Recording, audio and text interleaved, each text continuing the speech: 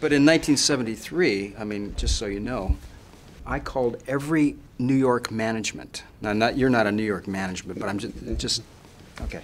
I called every one that was in the new Musical America, what's it called, Musical America book. I didn't get called back by one of them.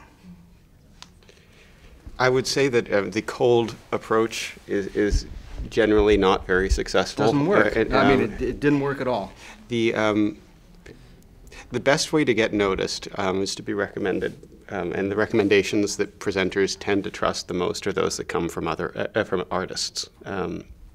So if we hear from you that there is a group that you think is astonishing, we're more likely to. Well, there's three of them in the room right here, Jeremy. So. So you've already taken the first step, but there is an element of making your own opportunities. There's in the past few years been this interesting phenomenon of the non-traditional concert venue that's sprung up around New York City, and there are venues like these around the world.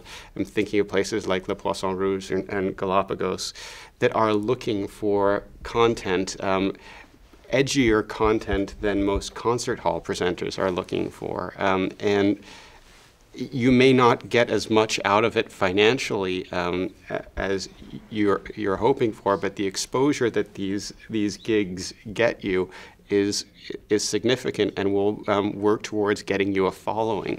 And that following is eventually what will make presenters want to book you.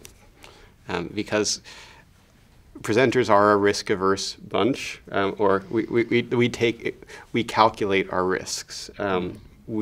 It's not in the best interest of a performer to put on a concert in which we know that nobody's going to attend. Building your own audience is very, very important. And of course, I'm sure you're all involved in social networking sites. I know that usually when someone tells me about an artist, my first stop is YouTube. So having content up on YouTube is very helpful, and also having a website that has audio and video on it will be in your best interests. But making contact with artists you admire, whether for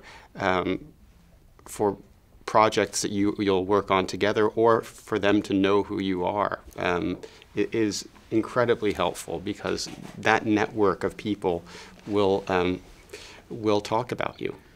Well, and to me, it all gets down to creating an experience that changes somebody's focus internally. And my hope has always been that if someone came to one of our concerts, they might be like I was when I first heard Black Angels by George Crumb. I mean, it changed my whole life and what I wanted to do in an instant. And that immediately became my goal, is to try to do that keep doing it for myself, but do it for other people as well. And so, you know, the idea of making a performance that is so powerful in its content that it's just unavoidable. I mean, to me, that's a really good goal.